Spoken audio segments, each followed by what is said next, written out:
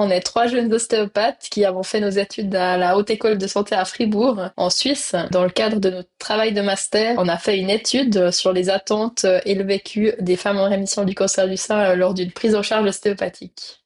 Pour recruter les participantes, on a donc travaillé avec deux associations pour le cancer du sein. On a eu au final 12 participantes. Du coup, c'était que des femmes qui avaient entre 40 et 80 ans, qui étaient toutes en rémission, mais certaines avaient déjà subi plusieurs cancers. Il y avait un peu différents types de participantes.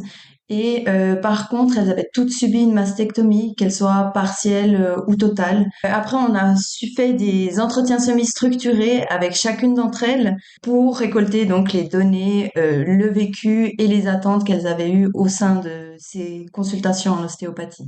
Sur la base de ces entretiens, on a pu créer des codes, les regrouper en thèmes et en sous-thèmes pour vraiment avoir une idée de ce qui revenait le plus souvent en termes d'attente et de vécu de ces participantes. On s'est rendu compte notamment qu'il y avait vraiment un besoin de se sentir en confiance, notamment entre autres peut-être parce qu'il y a une plus grande appréhension à la nudité et au corps, au changement du corps. Une chose aussi qui est beaucoup ressortie au niveau des attentes plutôt, c'est le fait que quand tous les traitements en oncologie, que ça soit justement les rendez-vous avec l'oncologue ou autre, quand tout ça est fini, en fait, on est un peu comme lâché dans la nature. Et à ce moment-là, elles évoquent en fait le fait d'avoir un suivi en ostéopathie et puis de discuter plus justement de ce suivi qui est un point souvent important pour elles.